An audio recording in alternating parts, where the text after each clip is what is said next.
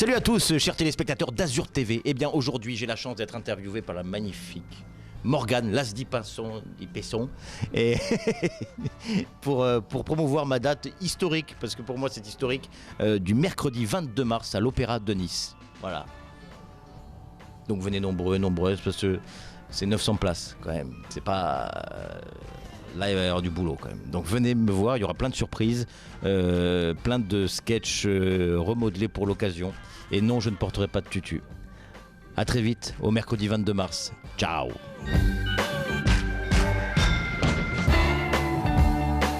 Bonsoir à tous. Cette semaine, on va vous parler d'un artiste qui nous tient particulièrement à cœur. En 2010, on l'avait rencontré pour la première fois et ce jeune homme, à l'époque timide, nous avait accordé sa toute première interview. Laurent Barra, 7 ans plus tard, est devenu un artiste, un humoriste accompli. Il a quitté sa région niçoise pour se confronter au froid parisien et à la grisaille, mais ça a payé. Il n'a cessé d'enchaîner les scènes, d'enchaîner les plateaux télé et les studios de radio, au point qu'il a réussi à séduire, certes, le public, mais pas que. Gad Elmaleh lui a confié énormément, pas toutes, mais presque, ses premières parties de sa dernière tournée des Zéniths. Et puis Pascal Légitimus a été séduit par sa gentillesse et son naturel et a proposé de lui signer sa mise en scène. Alors Laurent Barra revient nous voir le 22 mars à l'Opéra de Nice. Alors sincèrement, j'ai négocié qu'il nous porte un tutu. Ce n'est pas gagné, mais je ne lâche pas le morceau. En tout cas, il se produira avec son spectacle Laurent Barra a presque grandi le 22 mars à l'Opéra de Nice. C'est une date exceptionnelle car il sera entouré de nombreux invités dont son metteur en scène, Pascal Légitimus.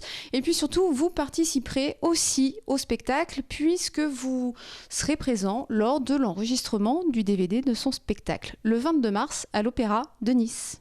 En toute objectivité, c'est pas une volonté pour moi de me déprécier ou quoi, mais qu'est-ce que je fais à l'opéra? Enfin, tu vois, il y a eu le lac des Cygnes, le boléro de Ravel...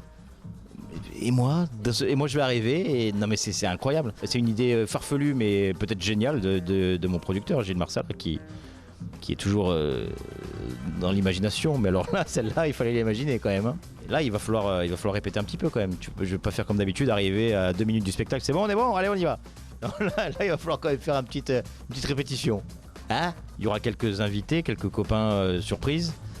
Donc ouais, je vais quand même faire ma version du spectacle, mais bien sûr que je suis à l'opéra, donc je vais prévoir quand même. Et moi je me mets à la place de ce couple de touristes japonais qui arrivent à Nice et qui connaîtraient pas du tout la ville et qui ont envie d'aller voir un ballet à l'opéra et qui vont se retrouver devant ma gueule. C'est en train de dire ouais, je suis d'origine pied noir par ma mère, vietnamienne par mon père. Ils vont dire quoi ça sert? Surprise, il n'y a pas d'opéra ce soir, c'est moi. C'est bon. Il s'est endormi.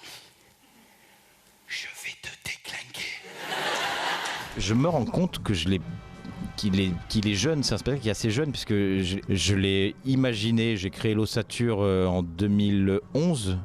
C'était des balbutiements, c'était on enlève ça, on remet ça, j'étais pas sûr. Et la version dont je suis le plus fier et la version dans laquelle je me dis bah voilà, je veux le tourner dans le monde entier comme ça, c'est ça. Et ça date de 2 ans, même pas 1 an et demi depuis que je travaille avec Pascal Légitimus. Aujourd'hui, j'ai plus peur de rien, je monte plus sur scène en me disant il n'y a plus de passage dans le spectacle où je me dis allez, ça m'arrivait beaucoup, tu vois. Je jouais, je disais allez, vas-y, à ce truc-là, et j'y croyais pas. Il y en a plus. Aujourd'hui, je me sens fort sur scène parce que on a trouvé le bon équilibre et entre émotion et drôlerie. Pascal a débloqué un truc, il a fait de moi un vrai comédien, vraiment, et il m'a proposé un exercice de lâchage total et ouais, ça paye. Je suis plus du tout le même sur scène.